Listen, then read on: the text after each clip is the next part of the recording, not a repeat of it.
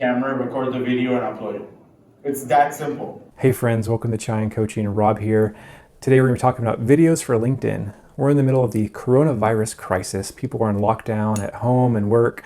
So this is going to be a really helpful video on a way you can redeem your time and really grow your brand and market yourself on LinkedIn. And Harsh, he spoke at a DFW local meetup here in for LinkedIn and gave an incredible presentation on LinkedIn, posting, branding, marketing yourself. And this clip is about LinkedIn video, creating content and videos that are going to help you stand out and actually bring jobs to you. So grab some chai, join us, and follow these tips and start creating LinkedIn videos while you're at home waiting to see what's going to happen. So our first tip is post native. The difference between native and non-native means non-native means you uploaded the video on YouTube and then you posted a link of that on LinkedIn. That's non-native. Native means you took the actual file and hit upload on linkedin.com. The difference is native is pushed. I've talked to so many people, I've talked to people at LinkedIn. Native is pushed by the algorithm, non-native is not. As simple as that. If you put a native, if you upload it right there, the algorithm will prioritize it and you will be visible to more people. It works the same with Twitter too. It's like Yes. I'll post my content on LinkedIn, but I'll connect it to my Twitter. Oh, gotcha. Same thing with them. So like for example, you see It links back to it. this video right here. This could have been posted in two different ways. One would be to post it on some other website and then post a link to it, like you do on Facebook sometimes. Right. But this video, I actually took the file and uploaded it on linkedin.com, so this becomes native. If you do this, you will get far more reach than if you post a link to something. That's just how the algorithm works. Yeah. Yes, sir. I've heard that, and that's the same way with Facebook as well. So the question becomes, what if your YouTube channel, depending on what you do, is really what you're trying to grow, because that's how you can monetize or reach more people direct. So is there a way to post natively and also share? Yes. I think I'm going to get into that. I like 2 points later, but.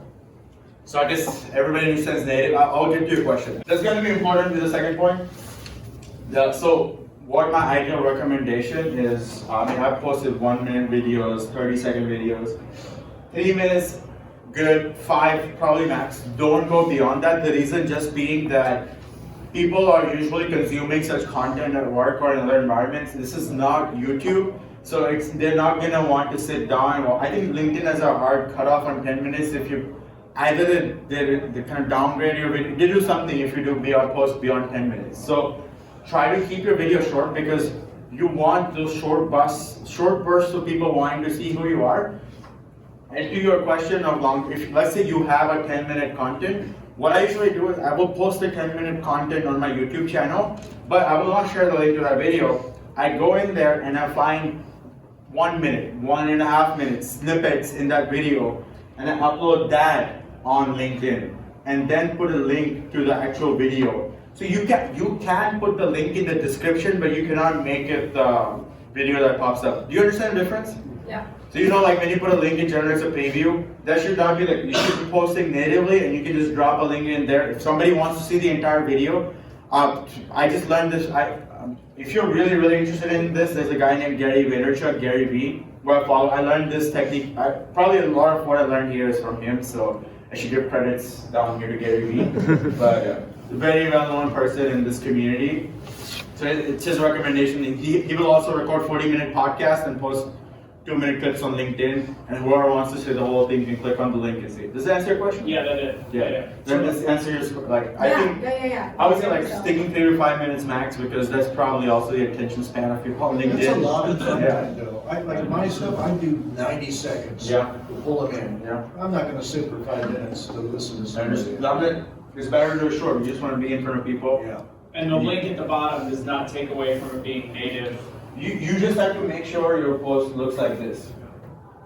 If this shows up, but if you post a link, it would say YouTube or something on top, and you would put a YouTube player on it. You don't want that. So what I usually do is I upload this technicality, I upload the video first and then put the link, so it will block the YouTube pop-up to come on. That will make difference in the algorithm, so you have to be careful. If you really want to maximize and all of that. 3 to 5 minutes long. I think as I said earlier, document over create. Very, very important. I think LinkedIn has been a big push about documenting and not creating. Creating, for example, would be 5 best ways to find internships and do a lot of research and write it down.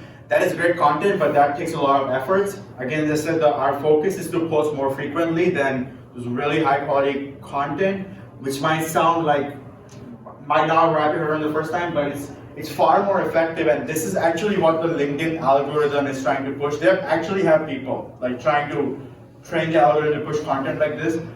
Like I made a video, I did an interview at Citibank last year, and as I was driving home, my friend was driving me home from the interview, and I did a video about how my experience was. I did another interview while I was going to San Francisco, and an interview my plane was about to take off. Like those videos are like 30, 40,000 views, like insane how they. But that's LinkedIn's goal, is they want to see the process. They want to see your document. Whatever you're doing, you might be working in Popeyes selling chicken sandwiches, which is getting really popular now. You could make a video after your shift about how crazy the demand has been and how you can put a business aspect to anything, right? Like the marketing campaign was amazing. We have had so much demand. All you're doing is documenting how your day went, pretty much. So the focus is document over creating new content. So yes, essentially you become a journalist. Pretty much, of your own life. Like, you're sharing what you're learning.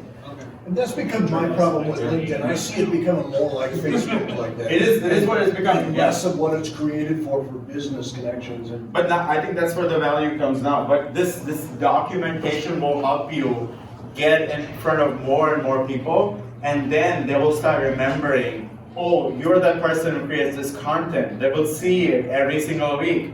And then the minute that question pops and I need somebody in this, they will reach out to you and can you help me with this? This happens all the time now with me. I've been doing this for a while. This is probably the most important point in this whole thing. Did you guys get the difference in documenting and creating? Even with posts, I mean, it's just like, whatever experience I go through, I just write a post about that. I write a story about that. I document it. If you do that, it will take away so much pressure from you to create content, because creating content, I've created more than 100 videos on YouTube over the last few years, and it takes a lot more effort than what LinkedIn does. I just walk around, I thought of something on my way back home, I pull out my phone, I use my front-facing camera, record the video, and upload it. It's that simple. If you're a perfectionist, you would have to get over it, I guess.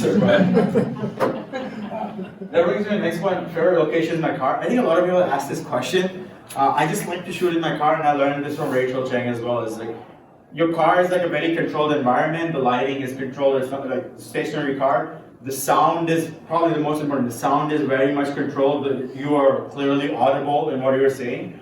So I prefer doing that. Sometimes I will also make videos in my room when the sun is out. But nowadays, I guess by the time you get home, it's dark. So a car might be a good idea to make videos. It's like your personal space, nobody's watching you, anything. I think most people feel comfortable making videos in their car. This is probably my almost like a selling point of why you should post videos over posts. If you put posts, I showed you the view counts like on some of the posts. You will get far more views on a post. But the stickiness is much less. But what I mean by stickiness is like the likelihood of people remembering that you posted something. So I still get people come up and be like, I saw that video, I saw that video, I saw that video, but far fewer people tell me I saw that post, I saw that post. Because kind of posts get lost while scrolling through the feed, but videos will often be, even if it's 1 minute long, people are much more likely to remember it. So I think if you really want to focus your effort, making a one minute video will help you a lot more than writing a nice post. That's just my opinion. I do both. I can only make 1 video a week based on time, but I post other days a week. So this is just what I've learned that works the best. And I think the last thing I would say is, this time I've done a lot of experimentation around time. Sometimes weekend works doesn't work. Probably if you post like midday morning, it's very less likely that people will watch it. 5 to 6 p.m. is probably the best time people are getting off work. They're checking LinkedIn. The reason I say the time is most important, the way your post will get pushed by the algorithm is how many people interacted with it in the first hour. So if you post at 12 p.m., you might have a genius post, but if everybody's, let's say 1 p.m., 2 p.m., everybody's busy at work, they never saw it, your post will kind of get hidden, we buried along a lot of other stuff. But if you post at 6 p.m., people are off work, just checking their phone, and liking, interacting with it, is much more likely to stay on people's feed for a very long time. I learned this just by trial and error. So, is there any questions so far on videos or anything? If you could go back, you said the video has less reach than the post, but it's more sticky. Yeah. So people remember it more, but it reaches fewer people. Yeah. So it's the thing is, so for a post, right? You click on a post, you see it, somebody saw it for 5 seconds and scroll by, it would count as a view. For video, I think you have to watch it at least 10 seconds. So what it's saying is like people actually took the time to watch the video, so that's why your the view count is smaller, but people are much more likely to remember what they saw. And I think that's just the nature of content as well. Yes, sir. So you have 5 6 p.m. daytimes, and A big day. Weekdays. I mean, so apps like Instagram and Facebook, they say also another great time is Sunday. Since this is a professional app, more professional workers, do you think weekends are kind of out for posting? I've tried posting on weekends. A lot of my, if it's like a content I want students to hit, they will still watch it on the weekends. But a lot of times, like it's, I don't know, it might work for you. Definitely, like weekends have not been that best for me. Okay, makes sense. This is one thing that has worked for me. I don't know if it works for everybody. A lot of people who watch my content are overseas, so I'll post something at 6 p.m. By the time people here sleep, those people start watching that content, it stays alive in the feed for a very, very long time. So you want to keep it alive. Like that's how people are going to keep seeing it again and again. This might sound kind of like just shooting it straight, but that's what it is. Like you want to keep it alive somehow. That's how you're going to be in front of more people. Wow, guys, those were some amazing tips. Thanks so much for joining us again. If this video is helpful, give a big like, thumbs up to say thanks to Hirsch for his advice. And yeah, we're going to keep putting stuff out on Shine Coaching to help you guys here in America. For you guys who are planning to come to America, we want to see you succeed, even as we're waiting out the coronavirus. So don't worry, we're here to support you. If you have any questions at all, let us know. We're going to make lots of videos in this time to keep guiding you guys. So don't forget to subscribe and connect with us online, and we'll see you guys next time at Shine Coaching. Cheers.